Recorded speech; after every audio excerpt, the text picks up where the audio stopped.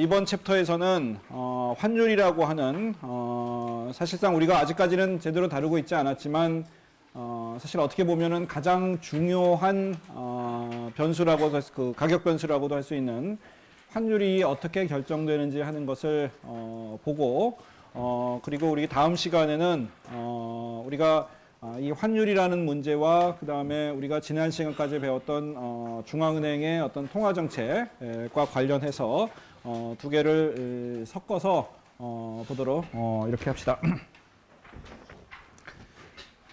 자, 환율이라고 하는 것은 두 나라 사이에 서로 다른 통화와 통화 사이의 비율을 얘기를 하겠죠. 교환 비율을 얘기를 할 거예요. 근데 우리가 보통 뭐 1달러가 뭐 몇 원이다. 1달 또는 우리 원화를 뭐 엔화로 바꾸면 얼마다.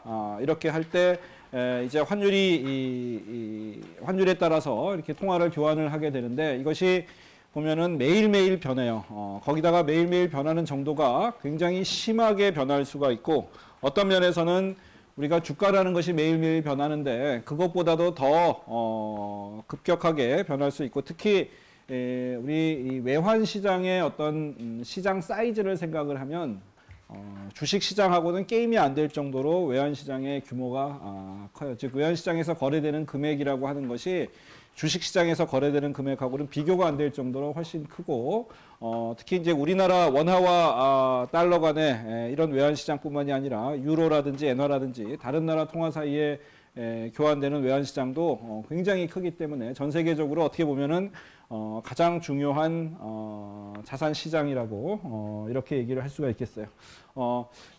이렇게 환율이 변하는 것은 기본적으로 외환에 대한 수요와 공급이 이제 변해서 환율이 변하게 될 텐데 여기서 이 외환의 변화를 외환에 대한 수요와 공급의 변화를 가져오게 되는 가장 중요한 요인은 과거에는 주로 이제 무역을 통한 어떤 외환의 거래 이런 것들이 중요하다고 많이 생각을 해왔어요. 그래서 환율의 결정 요인 중에서 소위 말해서 수출에서 수입을 뺀 또는 우리가 무역수지 또는 경상수지라고 하는 놈이 환율에 가장 큰 영향을 미치는 것이라고 전통적으로 생각을 해왔는데 이제 최근에 와서는 뭐 사실 최근도 아니고 몇십 년 전부터는 이런 무역을 통한 재화와 서비스의 거래보다는 금융시장을 통한 어떤 투자에서 금융상품에 대한 수요와 공급에서 환율이 훨씬 더 영향을 많이 받게 되는 이런 식으로 지금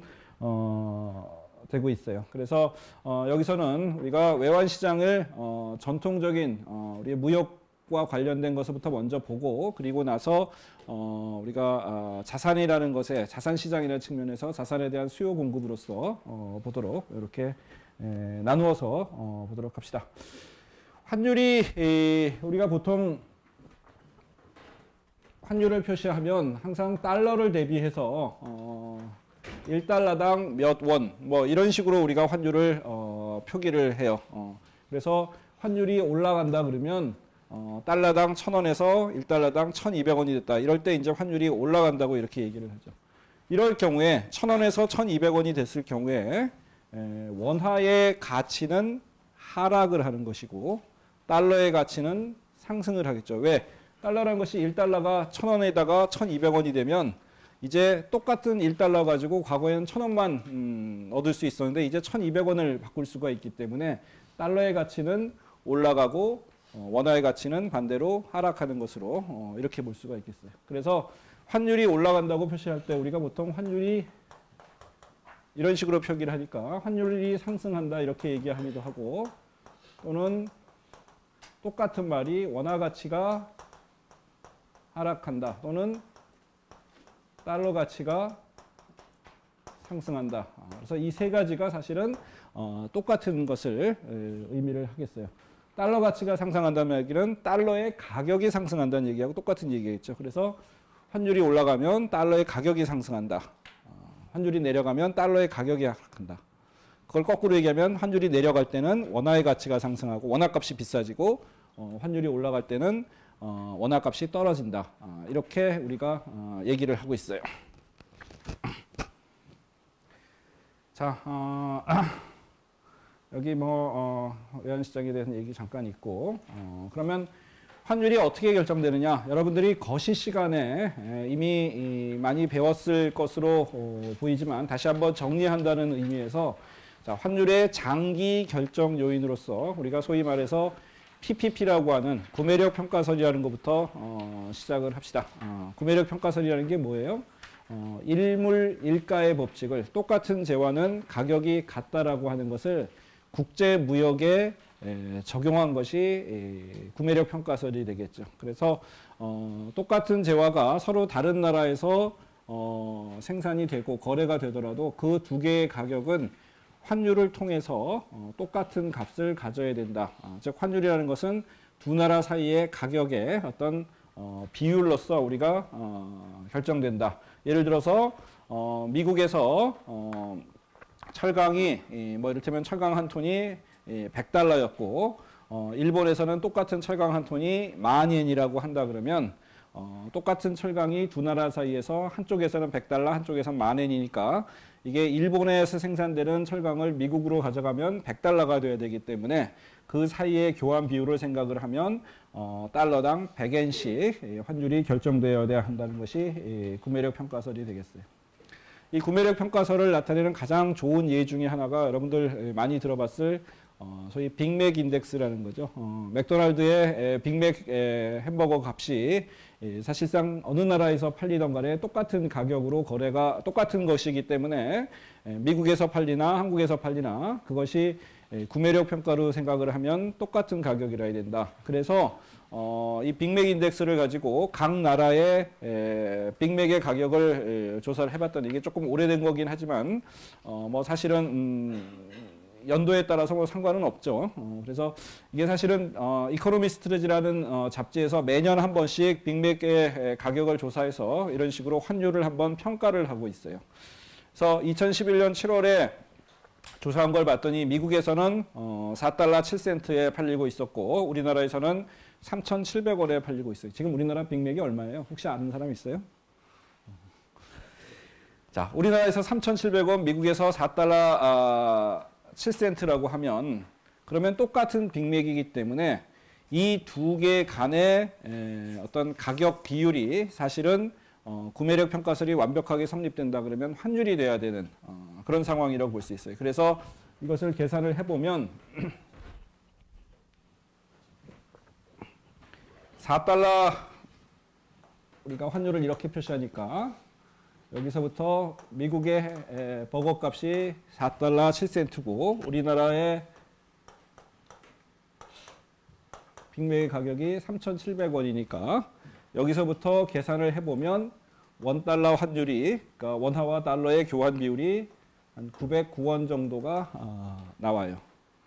그런데 여기 3,700원이라는 표에 3,700원 옆에 3.5달러라고 돼 있어요. 이거 무슨 얘기냐 하면 당시에 2011년 7월에 실제 환율을 가지고 3,700원을 달러로 환산하면 3.5달러라는 얘기가 돼요. 당시의 환율이 달러당 한 1,057원 정도 됐어요. 그래서 그걸 가지고 달러당 1,057원이라는 환율을 가지고 3,700원을 달러로 바꾸면 3.5달러가 된다는 얘기죠. 즉 환율이 이 당시에 실제 환율이 이놈이 1,057원 정도 됐었고 따라서 구매력 평가설에서 빅맥 인덱스로 빅맥 가격으로 표시한 환율은 한 909원 근데 실제 환율은 1,057원 그러니까 구매력 평가로 생각한 환율보다 실제 환율이 더 높았다는 얘기예요. 원화가 고평가되어 있다는 얘기예요. 저평가되어 있다는 얘기예요. 이것에 비해서 저평가되어 있다는 얘기겠죠. 그죠? 그래서 여기에 보면 원화가 한 14% 정도 저평가되어 있다. 이렇게 얘기를 하고 있어요. 이렇게 보면 다른 나라들 보면 예를 들어서 일본 같은 경우에는 고평가도 저평가도 안 된 거의 그대로 비슷하게 나오고 있고 예를 들어 스위스 같은 경우에는 굉장히 고평가가 돼 있었고 반면에 중국의 위안화는 굉장히 저평가되어 있는 이런 식으로 우리가 빅맥 가격을 이용해서 현재 환율이하고 그다음에 여기서 계산한 환율하고 얼마나 차이가 나는지 구매력 평가가 정확하게 성립된다고 할 때 환율은 대충 여기서 909원인데 그거하고 실제 환율하고 얼마나 차이가 나는지를 계산을 해서 보여주는 표가 되겠어요. 자, 이와 같이 이 PPP라고 하는 것, 구매력 평가설이라고 하는 것은 일물일가의 법칙을 국제무역에 적용해 온 것인데 이것이 이 장기에서는 굉장히 긴 시간 동안 평균적으로 보면 환율의 움직임을 어느 정도는 잘 설명을 해주고 있어요. 그렇지만 단기적으로는 PPP라는 것이 사실상 거의 쓸모없는 이를테면 지금 환율과 뭐 한 달 뒤의 환율 간의 그 환율의 변화를 설명하는 데는 PPP 가지고는 전혀 설명을 못해요. 이를테면 지금 환율과 앞으로 한 5년 동안의 환율의 변화를 설명할 때는 어느 정도 설명력이 있지만 단기적으로는 별로 설명력이 없다. 그래서 PPP는 환율 결정 이론 중에서 장기적으로 환율이 어떻게 움직이는지를 보는 데는 도움이 되지만 단기적으로는 별로 도움이 되지 않는다. 왜 그럴까? 첫 번째 이유는 우리가 아까 처음에 얘기했지만 경상수지, 수출입이라고 하는 것에 초점을 맞춘 것보다는 최근에 올수록 점점 더 금융자산의 거래에 의해서 환율이 영향을 받는 경우가 많이 생겨요. 그래서 금융시장이 발달하고 금융거래가 무역거래보다 더 커지면서 이 PPP가 상대적으로 덜 맞아떨어지는 뭐 이런 것이 하나가 있을 것이고 그 다음에 그거보다 사실은 더 중요할 수 있는 문제는 우리가 빅맥 같은 경우에 예를 들어서 미국에서 4달러 7센트 하는 것을 우리나라에서는 3,700원 하는 것을 우리가 달러로 바꾸면 이거 3,700원짜리 빅맥이 3.5달러가 되니까 예를 들어서 당시의 환율이 1,057원이었기 때문에 우리나라에서 3,700원에 빅맥을 사서 이것을 달러로 환산하면은 3.5달러에 불과하니까 이것을 미국에 갖다 팔면 그만큼 이득이 생길 수가 있겠죠. 우리나라에서 빅맥을 사서 여러분들이 비행기를 타고 미국에 가면 대략 봐서 한 50센트 정도 환율 빅맥 하나당 50센트 정도의 이득을 남길 수가 있어요. 근데 그런 사람은 아무도 없겠죠. 왜 그럴까? 첫 번째 여러분들이 비행기 타고 가야 돼요. 그죠? 그러면 비행기 값이 들어가고, 그죠? 뭐 이런 여러 가지 요인. 그 다음에 가다가 햄버거가 상할 수도 있고, 뭐 이런 여러 가지 이유가 있기 때문에 완벽한 의미에서 일물일가의 법칙은 성립하기 힘든 그런 상황이에요. 예를 들어서 여러분들이 혹시 경험을 해봤는지 모르겠지만 우리 지하 2층에 경영대 밑에 있는 편의점에서 똑같은 뭐 콜라를 사고 그 다음에 저쪽에 다른데 가서 도서관 앞에 가서 또 콜라를 사면 가격이 똑같아요? 한번 비교해 본 적 있어요? 없죠?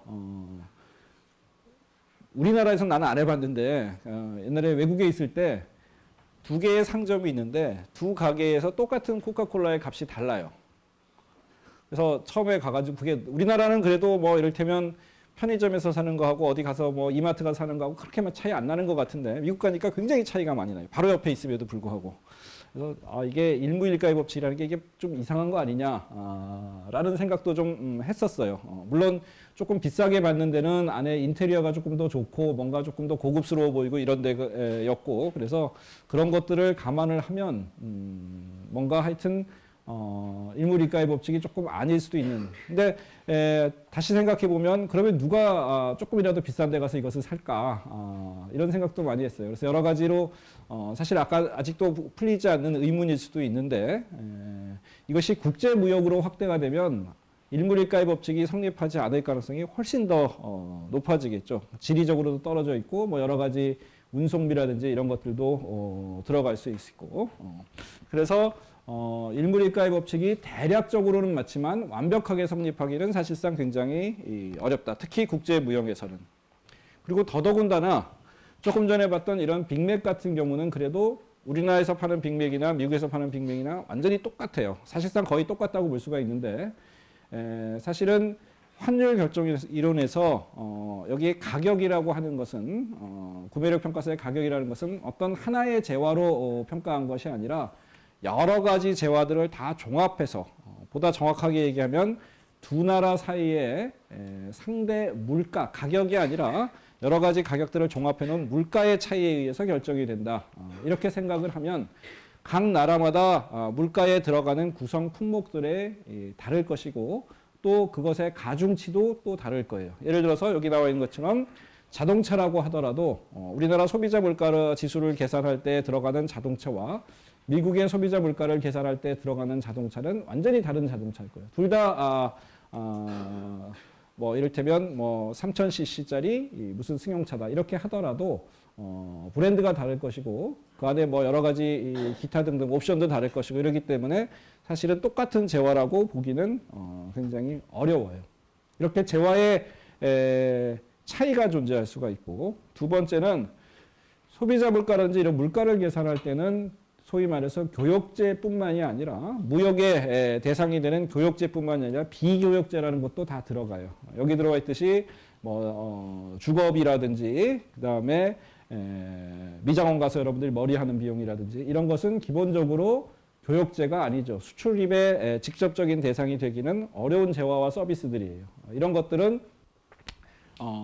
소비자 물가 지수 안에 들어가 있지만 교역이 되지 않기 때문에 즉 비싼 데서 사서 싼 데 갔다가 팔면은 이득이 남고 우리가 그걸 아비트러지라고 그러죠. 이 아비트러지가 없어져야지 일물일가의 법칙이 성립을 하는데 교역의 대상이 되지 못하면 애당초 불가능하죠. 가격이 같아지기가 불가능하기 때문에 결국 이런 비교육제 때문에 일물일가의 법칙 나아가서는 구매력 평가설이 안 맞을 수 있다라는 것이 되겠어요.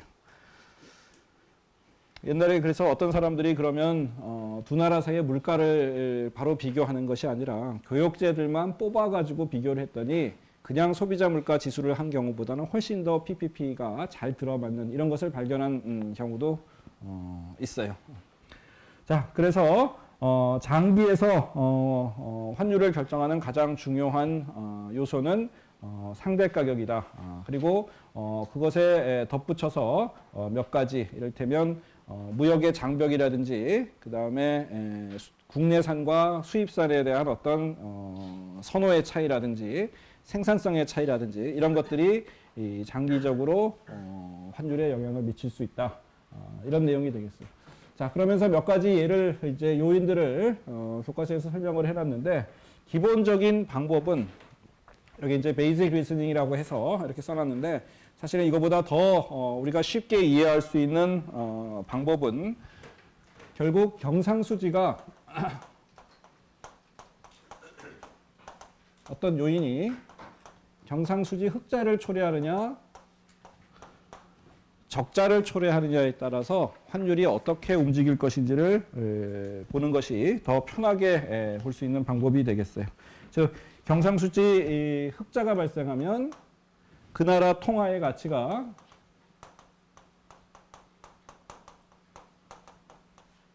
상승을 하고 적자가 발생하면 통화의 가치가 하락한다고 우리가 이해를 하면 되겠어요. 즉 우리나라의 경상수지 흑자가 나는 흑자를 발생시키는 요인이라고 한다면 어떤 요인이 있어서 그 요인이 우리나라의 경상수지 흑자를 만들 수 있는 요인이다. 그러면 우리나라의 원화 가치가 상승을 한다. 원화 가치가 상승한다는 얘기는 무슨 얘기예요? 환율이 하락을 한다는 얘기가 되겠죠. 그죠? 반면에 미국의 경상수지 흑자를 초래할 수 있는 그런 요인이라 그러면 미국의 통화 가치가 상승을 한다는 얘기고 그 얘기는 환율이 떨어진다는 원하고 달러로 표시한 환율이 떨어진다는 얘기가 되겠어요. 그래서 이 포인트를 가지고 우리가 교과서 얘기한 몇 가지 팩터들을 한번 보도록 합시다. 상대 가격의 변화. 첫 번째는 예를 들어서 미국의 재화 가격이 상대적으로 상승했다고 봅시다. 상대적이란 말은 우리나라의 재화 가격에 비해서 미국의 재화 가격이 올라갔다. 미국의 물가가 우리나라보다 더 많이 올라갔다라고 생각을 해봅시다. 그러면 미국 입장에서는 어떻게 되겠어요? 경상수지 흑자가 발생할까요? 적자가 발생할까요? 적자가 발생하겠죠. 그죠? 미국의 가격이 우리나라보다 더 많이 오른다 그러면 미국의 경상수지 적자를, 왜냐하면 가격이 올랐다는 얘기는 수출을 해서 그만큼 팔기가 어려워졌다는 얘기고, 그래서 수출이 줄어들 가능성이 있을 거예요. 따라서 미국의 입장에서는 경상수지 적자가 발생할 것이고 미국의 경상수지 적자가 발생하면 미국 달러화의 가치가 하락을 한다는 얘기일 거예요. 그 얘기는 환율이 떨어진다는 얘기가 되겠죠. 거꾸로 얘기하면 미국의 가격이 우리나라에 비해서 올라갔다는 얘기는 우리나라 입장에서 보면은 상대 가격이 싸진 거니까 우리나라 제품의 가격이 미국 재화에 비해서 상대적으로 싸진 거니까 우리나라에서 미국으로 가는 수출이 늘어날 수가 있을 것이고 그것은 우리나라의 경상수지 흑자를 유발하고 거기에 따라서 우리나라 원화의 가치는 상승을 해서 환율이 떨어지는 그런 효과가 발생을 할 거예요. 그 다음에 이제 무역 장벽 같은 것, 예를 들어서 관세라든지 수입 할당제라든지 임포트 쿼터라든지 뭐 이런 것들이 발생을 하면 역시 경상수지 흑자나 적자에 영향을 미칠 거예요. 예를 들어서 미국이 일본으로부터 수입하는 철강에 대해서 관세를 높였다. 또는 수입 쿼터를 정했다. 어느 이상 수입을 하지 않겠다고 했다. 그러면 미국 입장에서 경상수지 흑자 요인이 되고 그것은 미국 달러화의 가치를 상승시켜서 환율이 올라가도록 엔화에 대한 환율이 올라가도록 이렇게 작동을 하게 될 거예요. 그 다음에 선호의 변화. 역시 뭐 예를 들어서 일본 사람들이 미국의 할리우드 무비에 대해서 좀 더 좋아하게 됐다. 그 얘기는 미국 입장에서는 경상수지 흑자 요인이고 일본 입장에서는 경상수지 적자 요인이 되겠죠. 그래서 달러 가치가 상승을 하고 또는 엔화 가치가 하락을 해서 환율이 엔달러 환율이 올라가는 그런 효과가 발생을 하겠어요.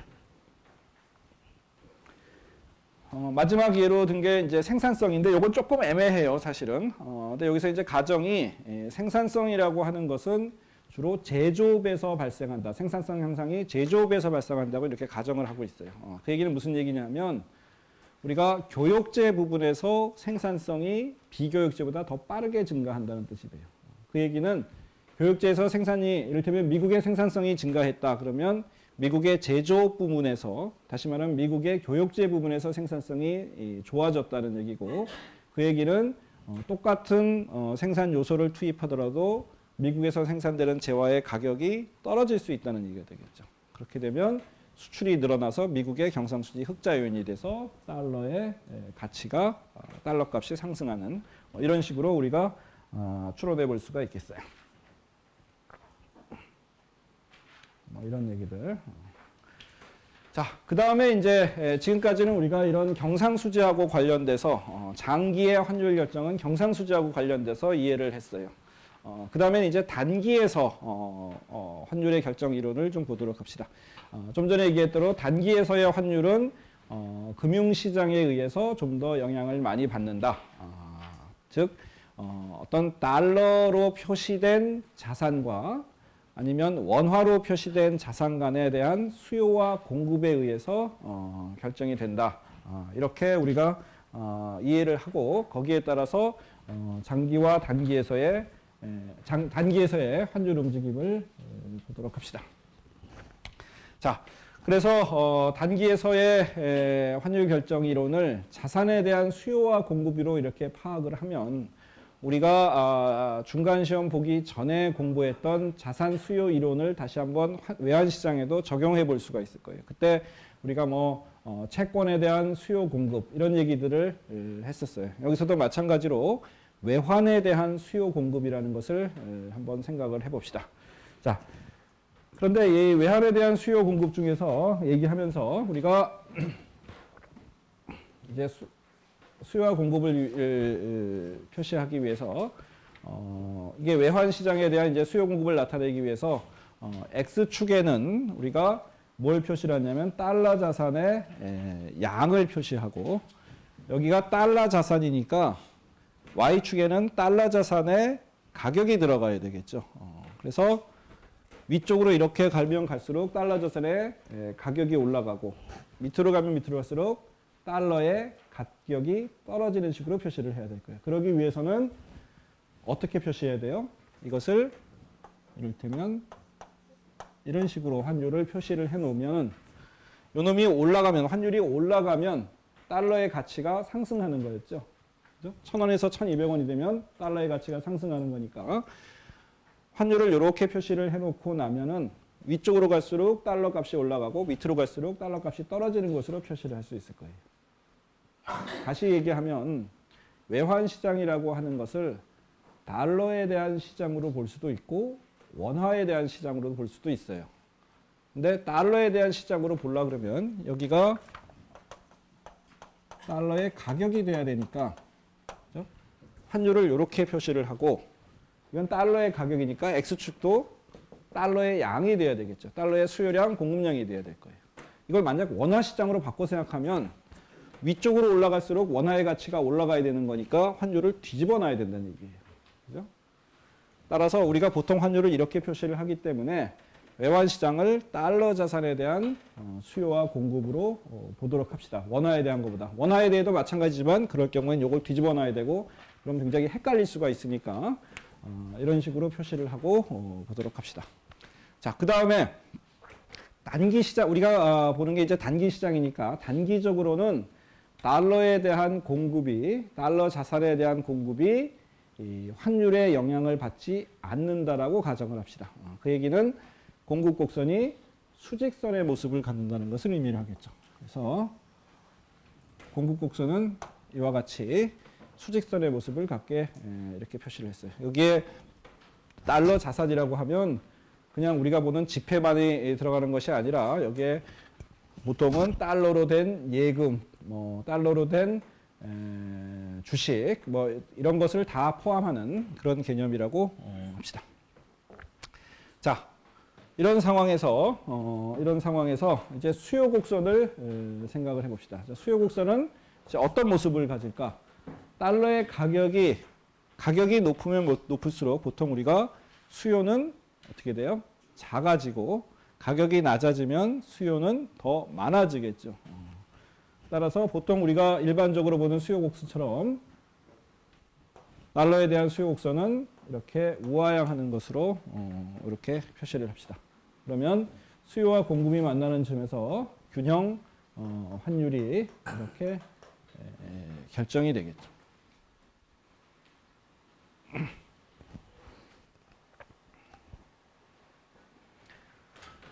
그래서 이런 상황에서 이제 그 다음에 해야 될 일은 이제 수요와 공급이 변하면서 수요와 공급이 변하면 균형 환율도 변하게 되고 따라서 환율의 단기적인 움직임을 바로 이런 수요와 공급의 움직임으로써 우리가 이해를 해보도록 하겠어요. 그런데 단기적으로 우리가 공급 곡선은 일단 고정되어 있다고 했으니까 수직선이라고 했으니까 공급을 움직이는 것은 단기적으로 크게 변하지 않는다라고 보고 주로 수요가 어떻게 움직이는지에 따라서 환율이 변하는 것을 이해해 보도록 합시다. 즉 공급 곡선이 단기적으로 이렇게 수직선이면 단기적으로 미국에서 달러 자산의 공급을 그렇게 많이 변화시키지 않는다라고 고정되어 있다고 가정을 하면 결국 수요가 움직이는 것이 환율의 움직임을 초래하는 요인이 될 거예요. 그래서 지금부터 어떤 요인들이 수요를 움직이는지 하는 것을 보도록 합시다. 자, 우리가 기본적으로 단기에서는 자산 시장을 주로 얘기를 하니까 먼저 자산의 수익률이라는 개념에서 생각을 해봅시다. 특히 이자율이라고 하는 것이 변했을 때 수요가 어떻게 변하는지 하는 것을 보도록 합시다. 먼저 첫 번째 나오는 것이 국내 이자율의 변화. 여기서 국내라고 하는 것은 미국이 되겠죠. 미국의 이자율이 변했을 때 환율이 어떻게 되는지를 한번 보도록 합시다. 자, 미국의 이자율이 변하면 어떻게 될까요? 요새 이제 오늘이 며칠이죠? 오늘이 12일인가? 아마 며칠 뒤에 한 2, 3일 뒤에 미국의 중앙은행에서 이제 금리를 결정을 하게 돼요. 14일인가 15일인가 그랬던 것 같은데.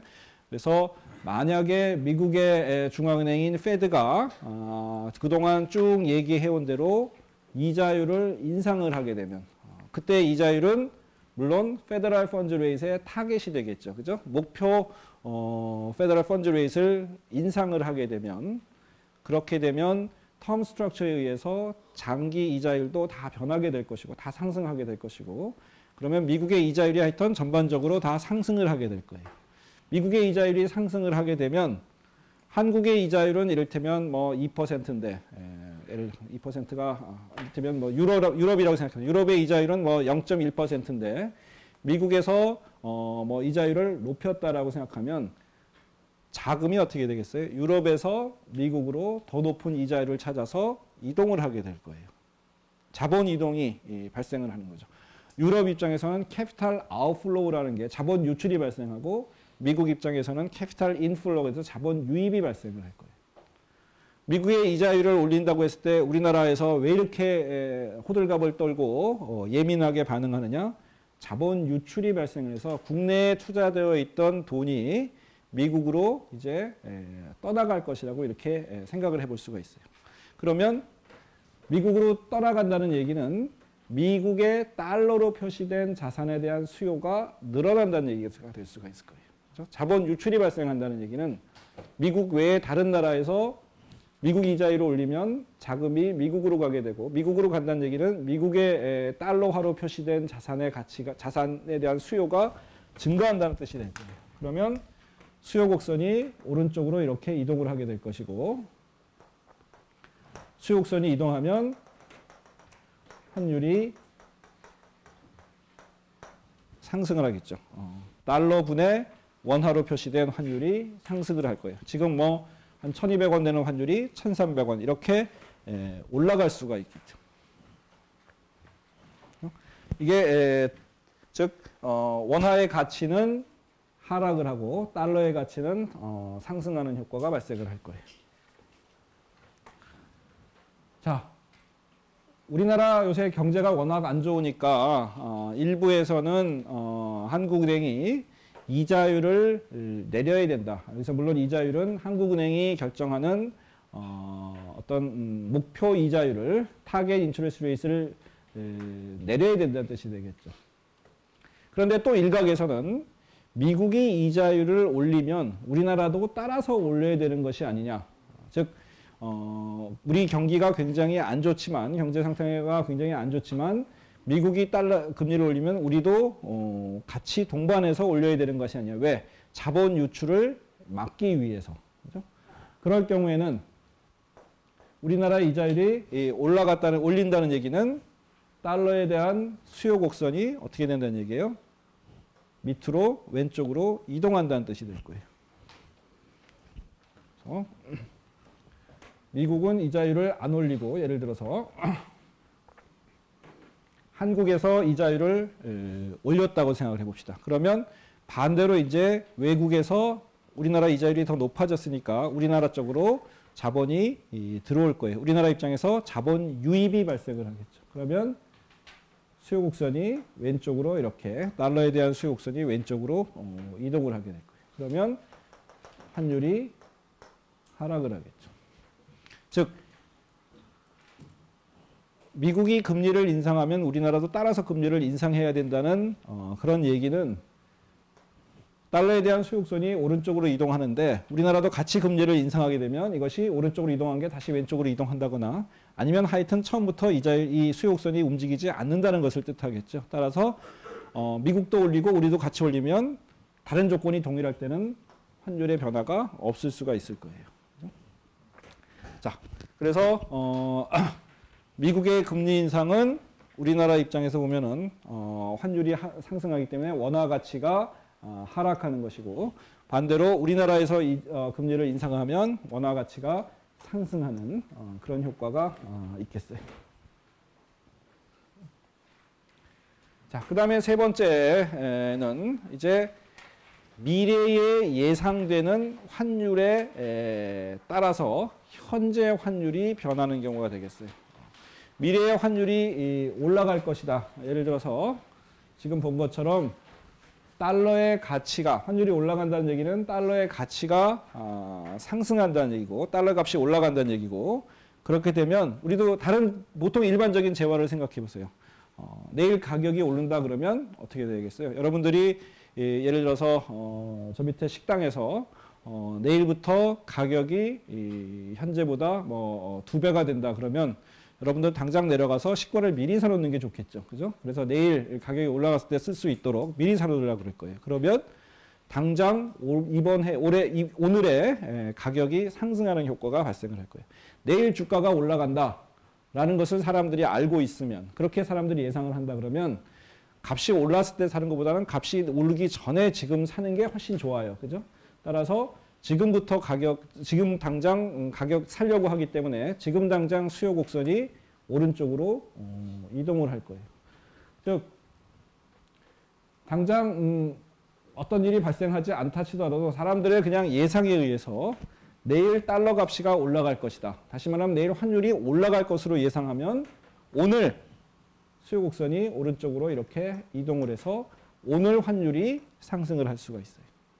이와 같이 미래의 환율에 대한 예상에 따라서 당장 오늘 뭐 달러 가치가 올라간다든지 또는 환율이 올라가든지 뭐 이런 상황이 발생을 할 수가 있겠죠. 그래서 세 가지 요인, 이자율, 국내 이자율, 해외 이자율, 그 다음에 환율의 변화에 대한 예상, 이 세 가지 팩터가 금융시장을 통해서 환율에 영향을 미치는 세 가지 요인이 되겠어요.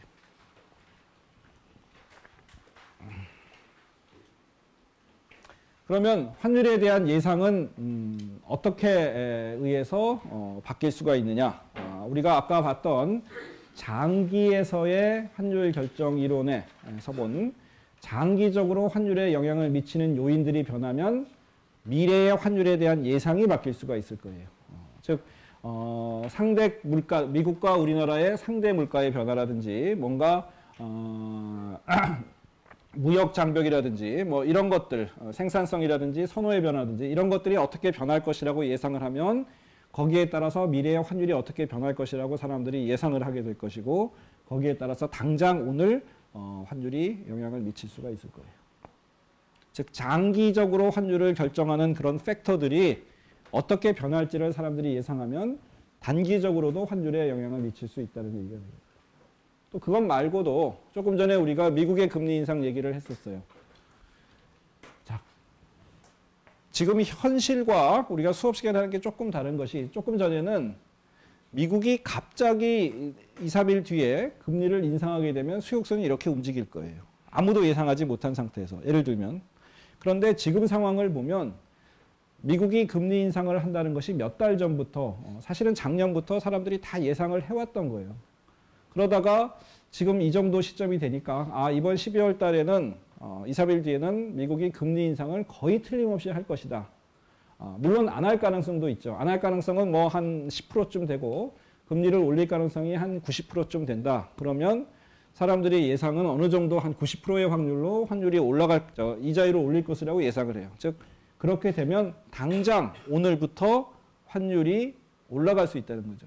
미국이 금리 인상을 하는 순간 환율이 올라갈 것이기 때문에 그것을 지금 예상이 된다 그러면 지금 당장 환율이 올라갈 수가 있을 거예요.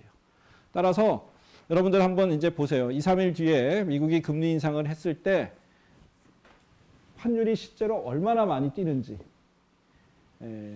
아무도 몰라요. 그날 당장 미국이 금리 인상을 할지 안 할지 모르지만 한다고 가정했을 때 실제로 환율의 변화가 그렇게 많이 안 일어날 수도 있어요. 그 이유는 이미 그 전부터 환율에 대한 예상, 금리 인상에 대한 예상이 현재 환율에 다 반영이 돼버려 가지고 별로 안 올라갈 수도 있고 또 한편에서는 그럼에도 불구하고 상당폭 올라갈 수가 있어요. 지금 현재 100%가 아니기 때문에 이게 90%, 10%인지 아니면 70대 30인지 모르죠. 그래서 외환시장에서 생각하고 외환시장에서 거래하고 있는 사람들이 미국이 금리 인상할 확률을 어느 정도로 보고 있는지에 따라서 그날 당장 굉장히 많이 올라갈 수도 있고 상대적으로 적게 올라갈 수도 있어요. 자, 뭐 그런 얘기고 있고 그 다음에 이제 또 한 가지 우리가 조심해야 될 것 중에 하나는 좀 전에는 이자율이 올라가면, 이자율이 상승하면, 미국에서 이자율이 상승하면 환율이 올라간다고 이렇게 얘기를 했었어요. 그런데 우리가 잘 알다시피 이자율이라고 하는 것은, 그래서 이제 명목 이자율이라고 하는 것은 실질 이자율에다가 기대 인플레이션을 더한 값이에요. 그렇죠? 근데 이 명목 이자율이 상승하는 것이 실질 이자율 상승에 의한 것인지 예상 인플레이션 상승에 의한 것인지에 따라서 실제로 환율에 미치는 영향은 조금 달라요. 우리가 지금 얘기한 것은 자, 이자율이 올라가서 미국의 이자율이 올라가서 수요곡선이 오른쪽으로 움직인다라고 하는 것은 무슨 얘기를 사실 기저에 깔고 있냐 하면 미국의 이자율이 올라가서 달러에 대한 투자를 했을 경우에 수익률이 그만큼 높아질 거라는 그런 가정을 하고 있어요. 그런 가정 하에서 달러에 대한 수요가 늘어나는 거죠. 그런데 우리가 앞에 중간 시험 전에도 봤지만 이 수익률이라는 것은 실질 수익률로 우리가 따져줘야 돼요. 따라서 여기서 실질 이자율이 올라가는 경우에는 우리가 지금 얘기한 것처럼 수요곡선이 오른쪽으로 이렇게 이동을 하게 될 거예요. 그런데 실질 이자율은 그대로 있고 변하지 않고 순전히 예상 인플레이션이 올라가서 명목 이자율이 올라가는 경우에는 수요곡선이 오른쪽으로 이동하는 게 아니라 반대로 왼쪽으로 이동할 수도 있을 거예요. 왜? 이자율이 인플레이션이 올라간다는 얘기는 예상 인플레이션이 올라간다는 얘기는 뭐예요? 시간이 지나면 물가가 더 올라간다는 얘기고 물가가 올라간다는 얘기는 수출이 좀 부진해지고 수입은 늘어나고 그래서 무역수지, 경상수지가 좀 나빠져서 장기적으로 환율이 떨어질 수 있다라는 그런 얘기가 되겠죠. 따라서 이놈이 올라갔을 때의 효과는 오히려 수요곡선이 왼쪽으로 움직일 수 있는 그런 가능성이 존재를 해요.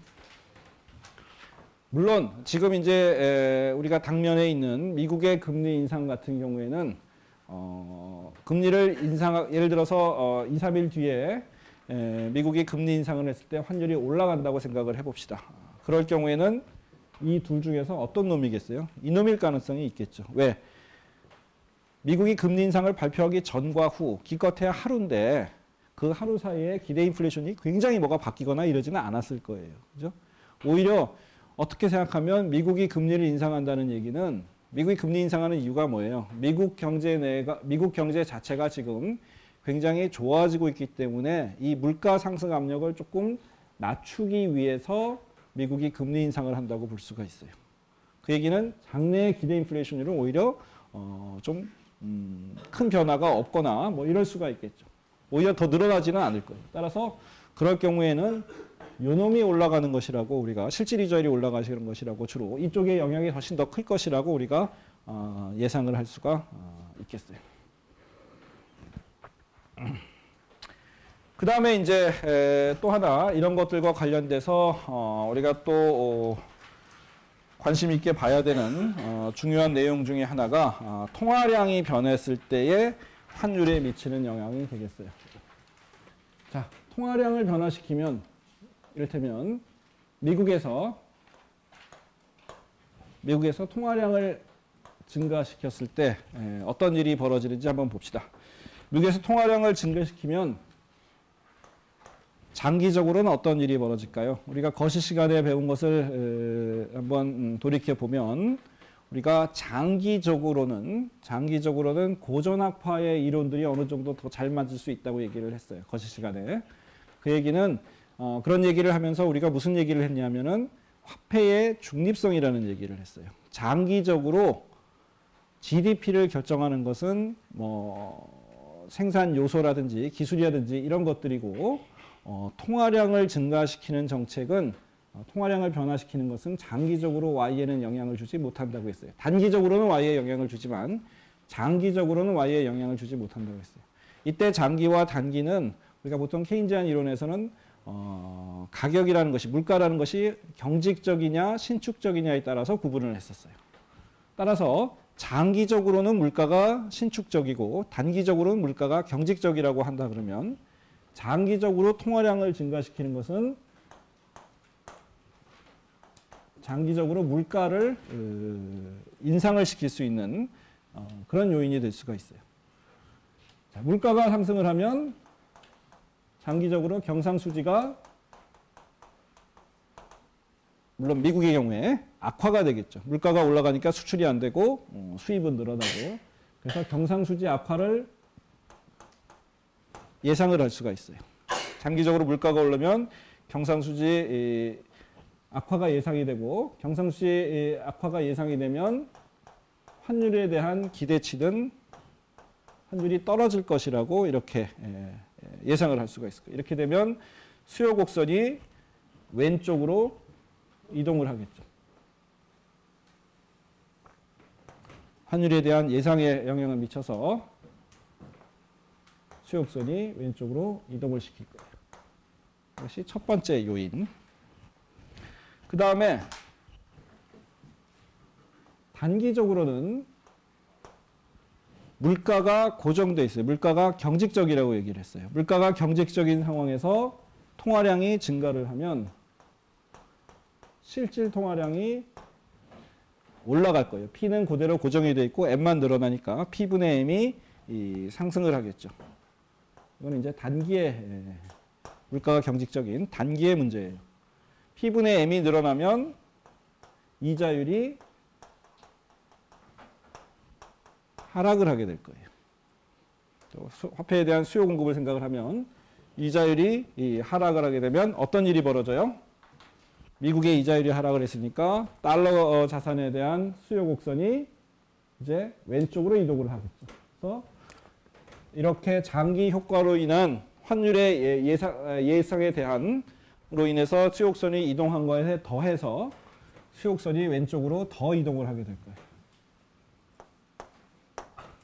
이게 두 번째 효과가 되겠죠.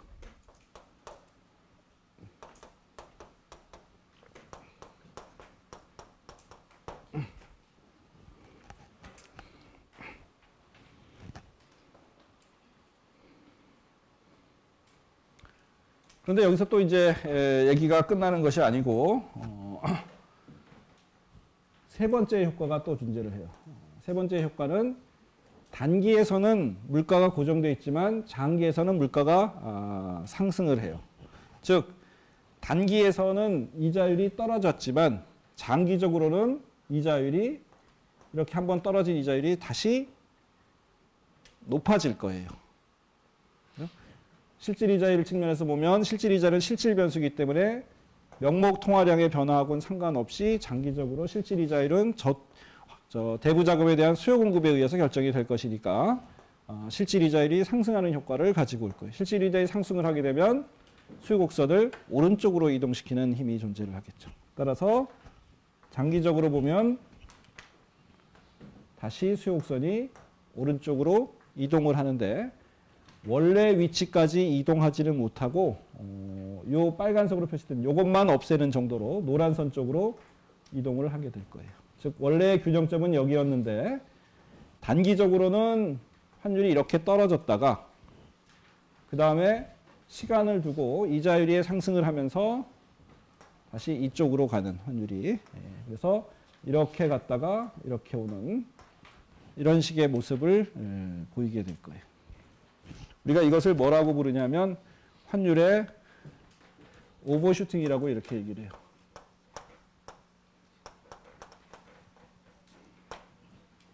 즉 어떤 충격이 통화량을 증가시켰을 때 환율이 어떻게 돼요? 여기서 확 떨어졌다가 그 다음에 사실은 너무 많이 떨어지고 그 다음에 시간이 흐르면서 다시 회복이 되는데 원래 위치로 가지를 못하고 환율이 이렇게 가다가 확 떨어졌다가 이런 정도로 가는 뭐 이런 식의 모습을 보일 수가 있겠죠. 그래서 여기서부터 일로 가지를 못하고 한번 오버슈팅을 한 다음에 다시 새로운 균형으로 쫓아가는 이런 모습을 보이게 될 거예요. 그래서 이런 현상을 오버슈팅이라고 이렇게 환율의 오버슈팅이라고 부르고 이 환율의 오버슈팅이 발생하는 기본적인 이유는 우리가 뭐예요?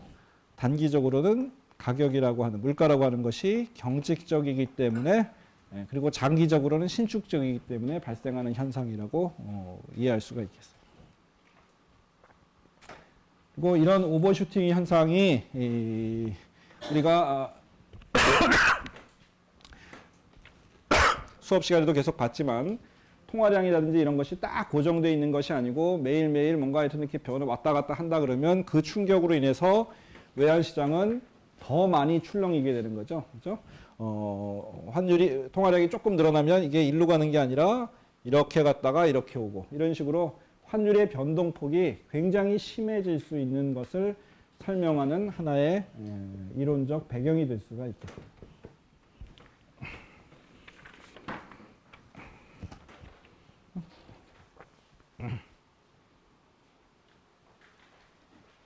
그런 얘기들을 써놨고, 그 다음에 우리 이제 마지막으로, 오늘 수업의 마지막으로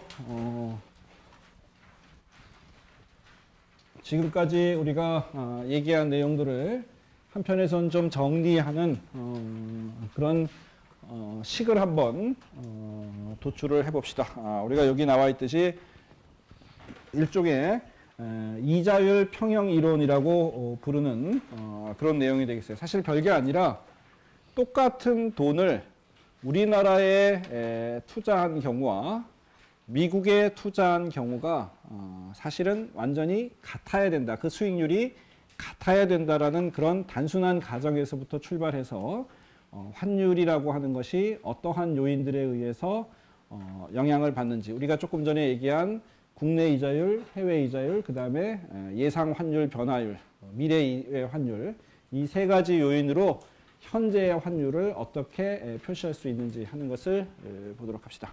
자, 여기 1달러가 있어요. 이 1달러라는 돈을 우리가 이를테면 뉴욕에서 이 1달러를 예금을 했다고 합시다. 그래서 우리가 또는 뭐 금융시장에 투자를 했다고 해도 마찬가지. 미국에 예금을 하게 되면 1년 뒤에 우리가 받게 되는 돈은 얼마가 되겠어요? 이자율이 IUS라고 했을 때 1년 뒤에는 1 플러스 IUS 달러만큼 우리가 돈을 받을 수가 있을 거예요. 자, 미국에 투자를 했을 때는 이만큼을 받을 수가 있는데 미국에 투자하는 대신 이번에 한국에 투자한다고 생각합시다. 한국에 투자하기 위해서는 먼저 뭘 해야 돼요? 1달러라는 돈을 원화로 바꿔줘야 될 거예요. 그래서 외환시장에 가서 원화로 바꿨더니 얼마를 받았냐면 그 당시에 환율을 받을 수 있겠죠. 그래서 2원만큼 받을 수 있다고 합시다. 즉 환율이 달러당 1,000원이었다면 1,000원만큼의 돈을 원화로 가질 수가 있겠죠. 이제 이놈을 한국에다가 투자한다고 생각합시다. 또는 한국에 예금한다고 생각합시다. 그러면 1년 뒤에 얼만큼 받을 수가 있어요? 2원에다가 1 플러스 I 코리아, 한국의 이자율을 이 IK라고 했을 때 1 플러스 IK 곱하기 2원을 받을 수가 있을 거예요. 이것을 T 시점이라고 해서 이렇게 표시를 해봅시다.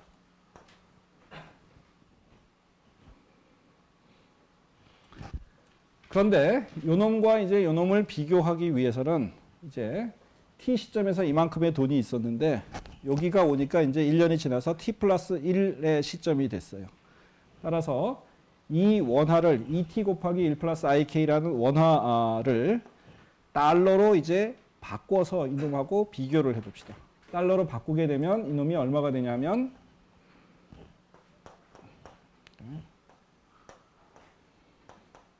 T 플러스 1기의 환율로 나눠줘야 될 거예요.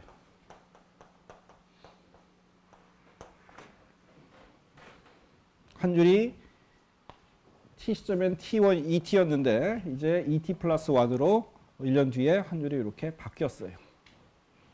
그러면 아비트라지 기회가 없다 그러면 미국에 투자하나, 미국에 예금하나, 한국에 예금하나 똑같아야 될 거예요. 이것이 같다라는 조건 하에서 이제 환율이 어떻게 표시될 수 있는지 보도록 합시다. 자, 이거를 같다고 놓으면 이거를 어떤 식으로 표시할 수 있냐면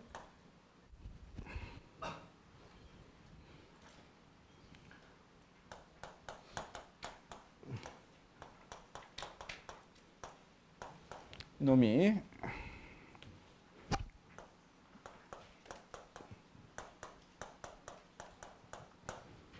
이놈하고 같아지겠죠.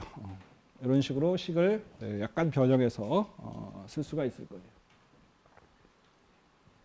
그 다음에 이 식에서 이제 우리가 관심 있는 거는 현재 환율이 어떻게 결정되느냐 하는 것이니까 이 t에 대해서 정리를 하면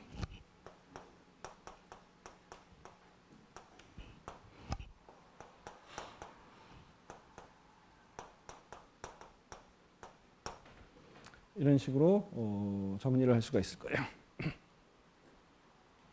그리고 현재 t 시점에서는 이 시점에서는 미래의 환율은 우리가 알 수가 없기 때문에 여기다가 예상치라 그래서 2를 여기다가 하나 더 표시를 해봅시다.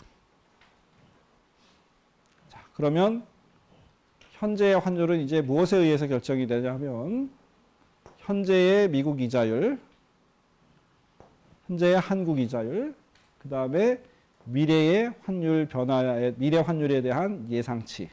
이 세 가지 팩터에 의해서 현재 환율이 영향을 받게 될 거예요. 자, 우리가 아까 미국의 이자율이 상승을 하게 되면, 칩시다.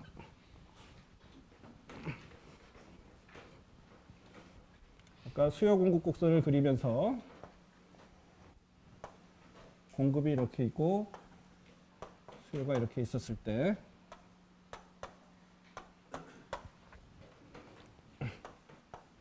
미국의 이자율이 상승하면 달러 자산에 대한 수요 곡선이 오른쪽으로 이동을 한다 그랬어요. 그래서 환율이 올라간다고 얘기를 했었죠.